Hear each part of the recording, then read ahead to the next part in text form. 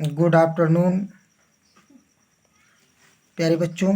आज हम लोग इस वीडियो में 11th क्लास का सप्लीमेंट्री का सेकंड चैप्टर द एड्रेस के शॉर्ट आंसर टाइप क्वेश्चन को देखेंगे, जिसका पहला क्वेश्चन है how did Mrs Darling react when the narrator said I am Mrs S daughter. मतलब मिसेज डार्लिंग ने किस प्रकार की प्रतिक्रिया दी जब कथाकार ने कहा कि मैं मिसेस सा की पुत्री हूँ। देखिए, Mrs Darling held her hand on the door as if she wanted to prevent it opening any further.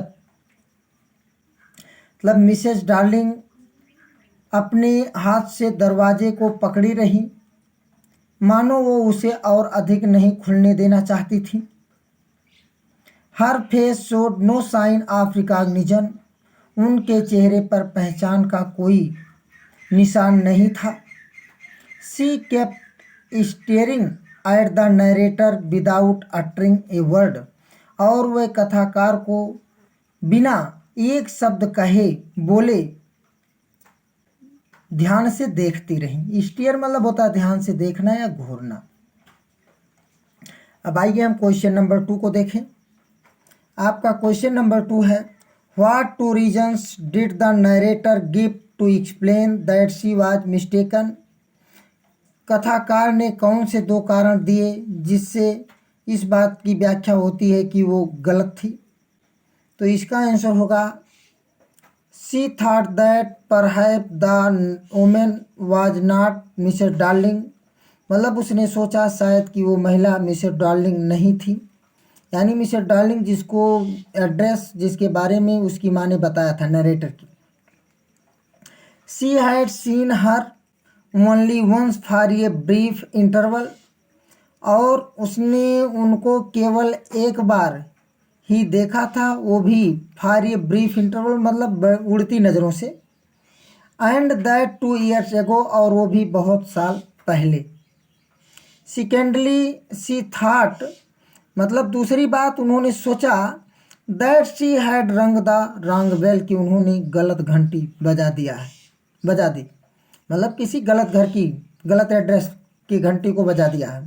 यही उनसे मतलब 2 मिस्टेक वो एक्सप्लेन करती है कि मतलब वही कि वो मिसेस डार्लिंग नहीं है, दूसरा कि उन्होंने रॉन्ग बेल मतलब बजा दिया है। अब आइए क्वेश्चन नंबर 3 को देखें। क्वेश्चन नंबर 3 आपका कह रहा है कि how did the narrator conclude that she was right. और मतलब ये किस तरह से नरेटर यानी कथाकार निष्कर्ष निकालती कि वो सही थी। तो आइए देखते हैं। The women was bearing the green knitted cardigan of the narrator's mother. मतलब जो महिला थी वो कथाकार की माँ का बुना हुआ हरे रंग का कार्डिगन पहने हुई थी। The wooden buttons bear rather pale from washing. और धुलने के कारण जो लकड़ी के बटन थे वो पीले पड़ गए थे। She saw the narrator was looking at the cardigan. उसने देखा कि कथाकार कार्डिगन को देख रही है। She half hid himself again behind the door. उसने स्वयं को दोबारा आधा दरवाजे के पीछे छिपा लिया। हर reaction convinced the narrator that she was right. और उसका जो प्रक्रिया थी कन्विंस्ड आश्वस्त कर दिया द नरेटर कथाकार को दैट शी वाज राइट कि वो सही है। इस तरह से एक बार इसको और देख लीजिए। मतलब the women was bearing the green knitted cardigan of the narrator's mother. The wooden buttons bear rather pale from washing. She saw the narrator was looking at the cardigan. She half hid himself again behind the door. Her reaction convinced the narrator that she was right. इस तरह से आपका ये तीसरा question complete हुआ। अब चलते हैं अगले क्वेश्चन पर। देखिए क्वेश्चन नंबर 4 आपका कह रहा है what was the outcome the interview between Mrs darling and narrator. मतलब नरेटर यानी कथाकार और मिसेस डार्लिंग के वार्तालाप का, इंटरव्यू का क्या परिणाम था? देखिए, the interview was a flop as far as the narrator was concerned. मतलब जो इंटरव्यू था, उन लोगों के बीच का वार्तालाप था, बातचीत था, वाज फ्लॉप, वो फ्लॉप हो गया था। As far as the narrator was concern, जहाँ तक कथाकार का संबंध है। Mrs Darling refuse to see her, मतलब मिसेस डार्लिंग उससे मिलने से इनकार कर दी। एंड टॉक टू हर, और उससे बात करने के लिए। In spite of the narrator's repeated request, मतलब कथाकार के बार बार रिक्वेस्ट के बावजूद, निवेदन के बावजूद। यानी the interview was a flop as far as the narrator was concern. Mrs Darling refuse to see her and talk to her in spite of the narrator's repeated request. अब क्वेश्चन नंबर 5। क्वेश्चन नंबर 5 आपका है, who had given the narrator the address, when and under what circumstances. Who had given the narrator the address, address मतलब उस पता को कथाकार को किसने दिया था। When and under what circumstances, कब और किस परिस्थिति में। तो आइए देखते हैं। The narrator's mother had given her the address years ago during the First World वार। मतलब प्रथम विश्व युद्ध के दौरान नरेटर की यानी कथाकार की माँ ने उसको उस पता को दिया था। यानी कौन दिया था? नरेटर की माँ ने दिया था। इसका जवाब यही है कि the narrator's mother had given her the address years ago during the First World War. The narrator came home for a few days and missed various things in the rooms. मतलब कथाकार कुछ दिनों के बाद घर आई। And missed various things in the rooms, और कमरे से बहुत सामानों को गायब हुआ पाया। Then her mother told her about Mrs Darling, तब उसकी माँ ने उसे मिसेस डार्लिंग के बारे में बताया। And gave her the address, और उसको उसका पता दिया। अब चलते हैं क्वेश्चन नंबर 6 की तरफ। चलिए क्वेश्चन नंबर 6 देखते हैं। What did the narrator learn about Mrs darling from her mother.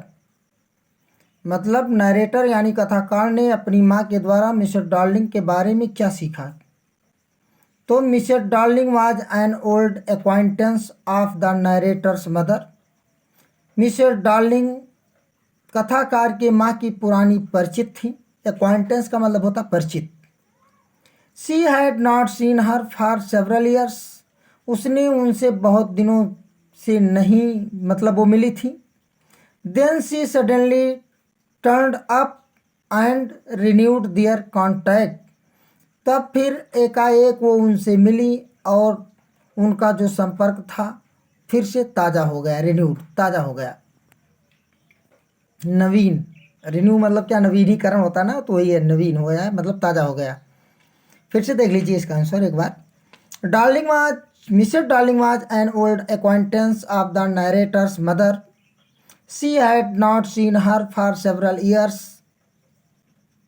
Then she suddenly turned up and renewed their contact.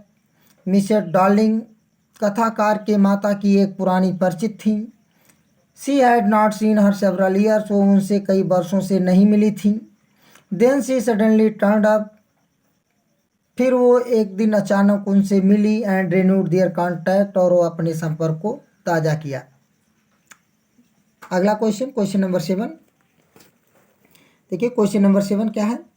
What reason did Mrs Darling give for taking away the precious belongings of the narrator's mother. What reason did the Mrs Darling give for taking away the precious belongings, मतलब कीमती बहुमूल्य सामानों को ले जाने के लिए Mrs Darling ने क्या कारण दिया। टू नरेटर्स मदर, यानी कथाकार की माँ को। कथाकार की माँ को कीमती चीज़ों को ले जाने के बारे में मिस्टर डार्लिंग ने क्या कहा? तो देखिए,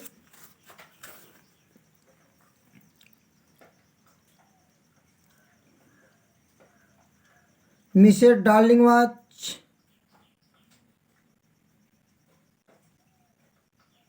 क्वेश्चन नंबर 7 है आपका। हाँ, तो देखिएगा, Mr Darling suggested to narrator's mother, मतलब मिस्टर डार्लिंग ने कथाकार की माँ को सुझाव दिया that she should store her belongings at a safer place, कि वो उनके सामानों को एक सुरक्षित स्थान पर स्टोर करना चाहिए, रखना चाहिए।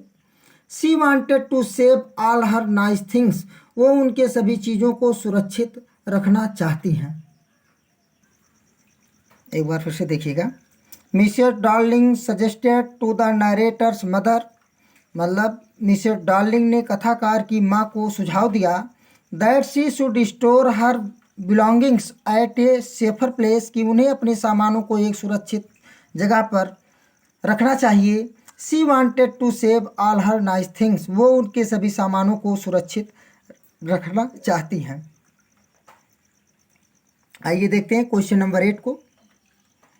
Did the narrator feel convinced about the view of her mother regarding Mrs Darling, how do you know? मतलब did the narrator feel convinced, मतलब क्या कथाकार आश्वस्त महसूस करती थी about the view of her mother, अपनी माँ के विचारों को, दृष्टिकोण को, regarding Mrs Darling, Mrs Darling से संबंधित जानते हुए। हाउ डू यू नो, आप कैसे जानते हैं? तो देखिए, the narrator did not feel convinced about her mother concern for Mrs Darling, मतलब ये पहले भाग का उत्तर ही होगा कि the narrator did not feel convinced, कथाकार बिल्कुल आश्वस्त महसूस नहीं करती थी अबाउट हर मदर, अपनी माँ के बारे में, concern for Mrs Darling, Mrs Darling के संबंध में।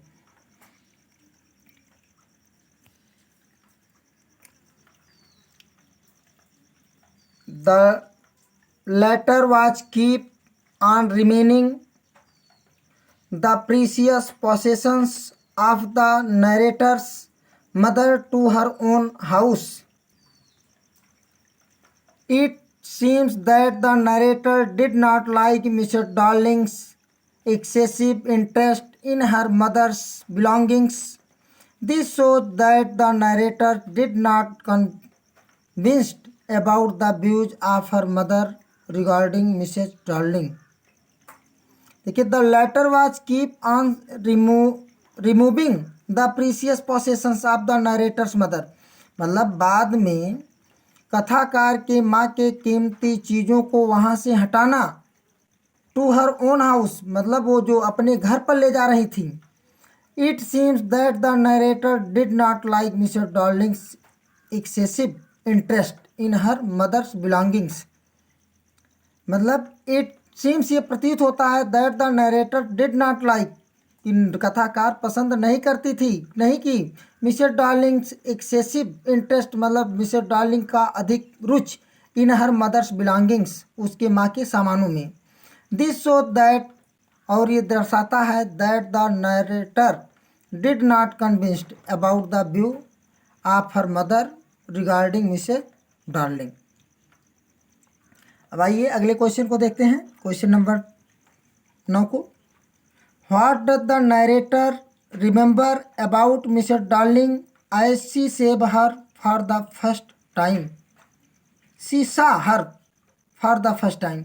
तो what does the narrator remember, मतलब कथाकार क्या याद करती है about Mrs Darling, Mrs Darling के बारे में, as she saw her for the first time, जब वो उससे पहली बार मिली। तो आइए देखिए, Mrs Darling was a women with a broad back, मतलब मिसेस डार्लिंग एक चौड़ी पीठ या कमर वाली महिला थी। सी और ये ब्राउन कोट, वो एक भूरा रंग का कोट पहनी थी। एंड ये शेपलेस हैट, और एक आकार विहीन hat. She picked up a heavy suitcase lying under the coat rack, मतलब कोट रैक के पास पड़े हुए, के नीचे पड़े हुए एक भारी सूटकोस को, वो पड़े हुए सूटकोस को वो उठाई। एंड लेफ्ट देयर हाउस, और वो अपने घर पर ले गई। She lived at number 46 Marconi street, और वो मार्कोनी स्ट्रीट के 46 नंबर में रहती थी। अगला क्वेश्चन देखते हैं, 10वां क्वेश्चन नंबर 10 आपका है, why did the narrator wait a long time before going to the address number 46 Marconi street. मतलब जो एड्रेस 46 नंबर मार्कोनी स्ट्रीट का था, why did narrator wait a long time, मतलब एक लंबे समय तक इंतज़ार क्यों किया वहाँ जाने के लिए। मतलब why did narrator wait a long time, कथाकार ने लंबे समय तक इंतज़ार क्यों किया, before going to the address, पते पर जाने के पहले, नंबर 46 मार्कोनी स्ट्रीट। तो आंसर देखिएगा, initially after the liberation, initially मतलब शुरू में, तो शुरू में आफ्टर द लिबरेशन, स्वतंत्रता के बाद, she was not at all interested in her mother's belongings, मतलब वो अपनी माँ के सामानों में रुचि नहीं रखती थी। लाइंग स्टोर्ड देयर, जो वहाँ पर भंडार में पड़े हुए थे।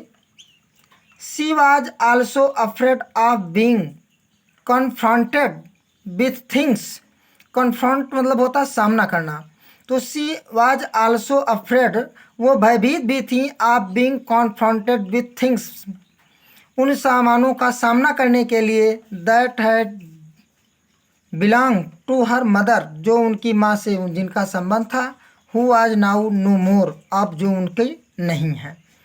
मतलब उन सामानों का सामना करने के लिए वो बहुत ज़्यादा डरती थी, जो सामान अब उनकी माँ के अपने नहीं हैं। इस तरह से इस पार्ट का जो शॉर्ट आंसर था हो गया। हमें उम्मीद है कि आप लोगों की समझ में आ गया होगा। अगर वीडियो आप लोगों को पसंद आया हो तो वीडियो को लाइक करें, चैनल को सब्सक्राइब करें। धन्यवाद।